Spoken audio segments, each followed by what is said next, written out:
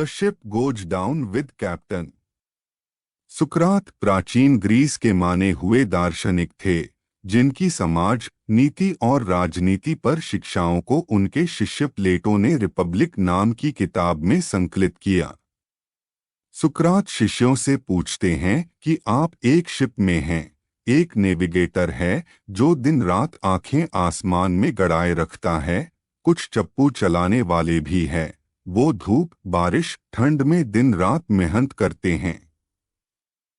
अब शिप का कैप्टन चुनने की बारी आए तो आप किसे चुनेंगे?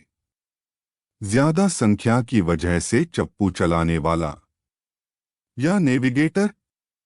क्या चप्पू चलाने वाले को मालूम है कि शिप किस तरफ ले जाना है? डेमोक्रेसी अराजकता का सुखद रूप है, सुकरात ने कहा। उन्होंने कई तरह की गवर्नेंट के बारे में विश्लेषण दिया। अभी सीजर का दौर नहीं आया था और रोम तथा ग्रीस में एक एरिस्टोक्रेसी थी। इसका मतलब शिक्षित, राजकीय मसलों में समझ रखने वाले कुलीन लोग बहस और राजकर्म भी भागीदारी करते हुए अपने आप को बड़ी जिम्मेदारियों के लिए तैयार करते।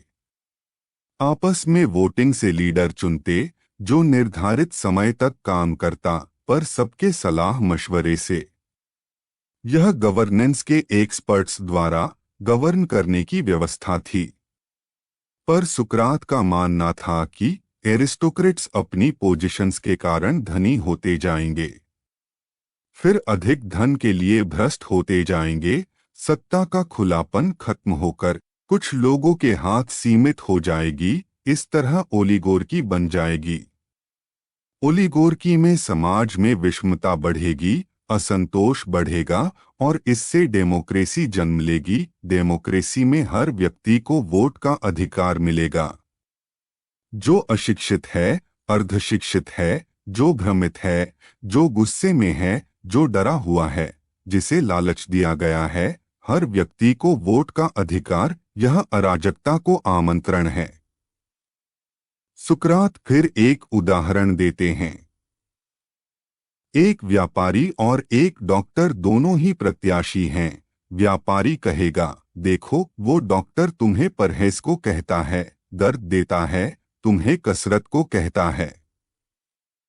मैं तुम्हें अपने मन की करने दूंगा, जो चाहो खाओ, पहनो, आराम करो। लोग प्रत्याशी के रूप, रंग, भाषण कला, उसके वैभव, किस्सेबाजी से प्रभावित होकर वोट देते हैं, जिससे अयोग्य हाथों में सत्ता चली जाती है। दार्शनिक, वैज्ञानिक, अर्थशास्त्री किनारे कर दिए जाते हैं। शासन लोकप्रियता को गवर्नेंस मान लेता है, जो अराजकता पैदा करती है। मगर यह अराजकता चुनी हुई है, इसलिए लोग इसमें सुख पाते हैं।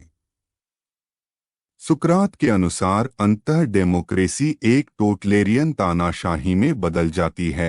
लोगों के बीच तमाम कठिन समस्याओं का आसान सुझाव बताने वाला एक डेमिगॉड उठ खड़ा होता है। वह तमाम सत्ता अपने हाथ में ले लेता है। इस तरह डेमोक्रेसी ही तानाशाही का मार्ग प्रशस्त करती है।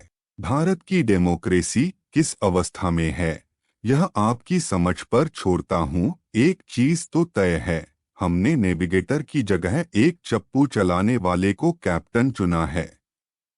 वह डेमिगॉड खुद को बचाने के लिए शिप डुबाने को उद्यत है, और हम इस अराजकता में सुख महसूस कर रहे हैं, इसलिए कि ये अराजकता हमने ही चुनी है। So our ship is going down with captain.